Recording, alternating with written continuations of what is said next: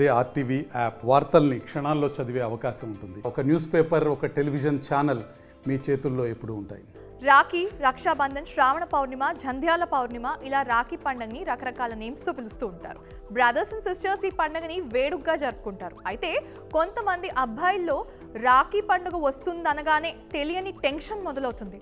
అమ్మాయిలు ఎక్కడ రాఖీ కట్టేస్తారనే భయంతో స్కూల్స్, కాలేజెస్, ఆఫీసులు డుమ్మాలు కొట్టేస్తూ ఉంటారు. నిజానికి బలవంతంగా రాఖీ కట్టద్దు, కట్టించుకోవద్దు.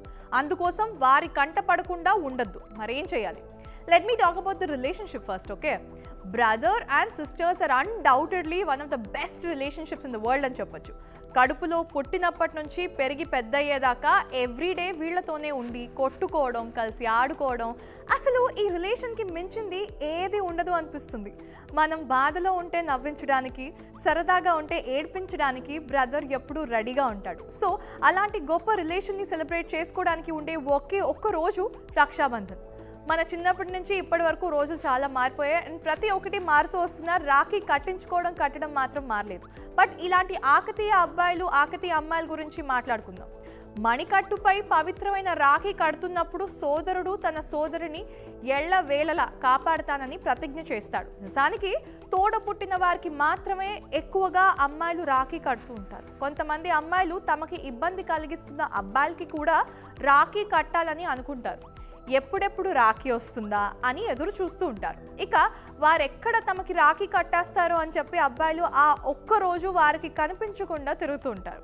రక్షాబంధన్ రోజు సెలవు దినం పాటించాలని చెప్పి కొన్ని స్కూల్స్, కాలేజెస్లో కొంతమంది అబ్బాయిలు ఈ భయంతోనే డుమ్మా కొట్టేస్తారు. సెలవు కావాలని ఇంకా ఏడుస్తూ కూడా ఉంటారు.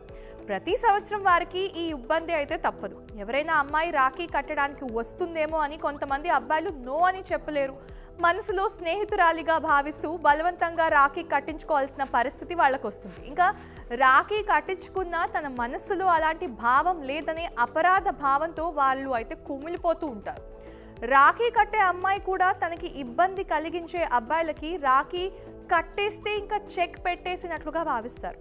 మీ పట్ల సోదర భావంతో లేని అబ్బాయిలకి బలవంతంగా రాఖీ కట్టద్దు. ఎందుకంటే అది క్షమించరాని తప్పుగా మీ మనసులో ఎప్పుడూ మిగిలిపోతుంది. So don't face this guilty like this. ఖచ్చితంగా మీ మనసు కనిపిస్తేనే కట్టండి, కట్టించుకోండి. మీ అందరికీ రాఖీ పండుగ శుభాకాంక్షలు. మరిన్ని వీడియోస్ కోసం ఛానల్ ని సబ్స్క్రైబ్ చేయండి. లేటెస్ట్ అప్డేట్స్ కోసం వాట్సాప్ ఛానల్ ని ఫాలో చేయండి. అండ్ లింక్ డిస్క్రిప్షన్ లో ఉంది.